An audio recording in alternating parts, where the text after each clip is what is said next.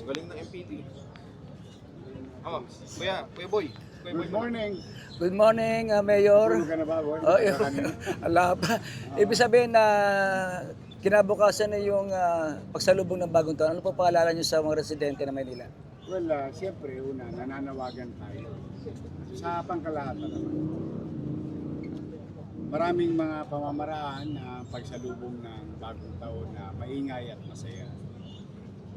Mga araw, kaldero ng nilulutuan ng nanay ko, nagkakanda yupi-yupi yun para kalembang lang sa pagsalubong.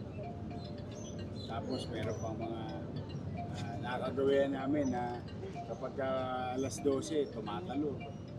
Nairaraos yung bagong taon ng ligtas para sa sarili, sa pamilya at sa pamayanan. But then again, ang inyong pamahalang lungsod ng Maynila ay nananawagan kung po pwede, iwasan po natin yung mga paputok na pinagbabawal.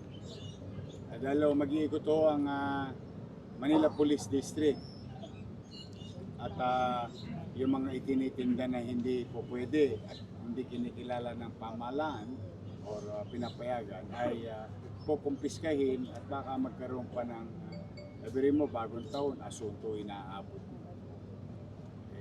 Sayang naman, no? Pwede naman maiwasan. Pangalawa, doon naman sa mga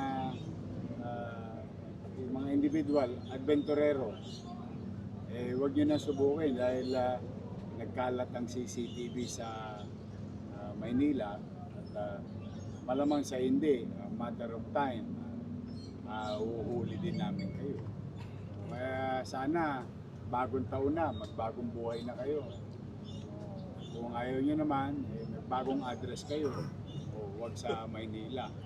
Dahil talagang pipilitin natin gampanan na maging maliwalas at panatag ang pamumuhay ng mamamayan sa lungsod. So, iwasan na po natin at kung halimbawa naman may natitira pa kayong pera at pambibili nyo lang ng paputo, huwag na lang, itabi nyo na lang kasi although ang wish natin maging maayos, panatag at maunlad sa bawat pamilyang Manileño itong 2026, maganda rin kung may naisubi tayong konti para sa darating na 2026. So ulitin ko po, no? Tayo po ay nananawagan na hanggat maaari, wag na natin na gumawa, magpaputok. Kung kaya, wag na magpaputok. At kung maaari, yun lamang dapat allowed. No? Saka para maiwasan na rin and let me take this opportunity doon sa pamilya ng 12 anyos na bata, taga-Tondo. Nagkalasog-lasog ang katawan, dala ng yung pinaputok nila yung pinagbabawal. Tsaka, bata, kaya abangan po ninyo, ang tabayanan ninyo, gabayan po ninyo ang ating mga supling. Pagkayari naman, kung manatag kayo, ang pamahalang lungsod ng Maynila ay siya naman iikot agad para maglinis ng mga kalsada. Although, boy, talagang it's always challenging when it is January 1, the mess that is going to be left in our streets. But rest assured na ang inyong DPS, ang ating nagkokolekta ng basura, ay lilinisin naman ang Manila upang maging maliwalas sa bungad ng taon ang ating lungsod ng Maynila sa 2026. So mag-iingat po tayo. Muli, nakikiramay po ako sa pamilya at nananawagan na sana maging leksyon at wag nang maging kayo ang leksyon ng ibang tao sa 2026. Mas ligtas, masaya at maingay na pagsalubong at importante, sama-sama ang buong pamilya, buo, malusog. At manalangin tayo na ang 2026 ay maging magaang sa pamumuhay at malusog na pangangatawan sa bawat pamilya. May mananagot po ba dun sa nangyari dun sa bata? Kasi minor siya tapos nakakuha ng... Iniimbestigahan kung saan nabili. Tinutukoy ng Manila Police District. Kaya nga katulad ng panawagan kanina, huwag nyo nang ilatag yan dahil una, makukumpis ka, sayang lang ang puhunan nyo. Pangalawa, baka managot pa ho kayo sa mata ng batas.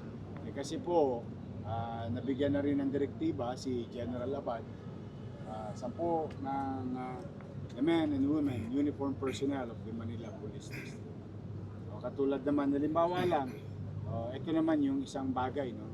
Minsan tayong mga kabataan, yung wala lang, nagpapalundag lang tayo ng kaibigan, o nagpapasaya ng kaibigan, o magbibida-bida tayo, o magpapaputok tayo ng baril.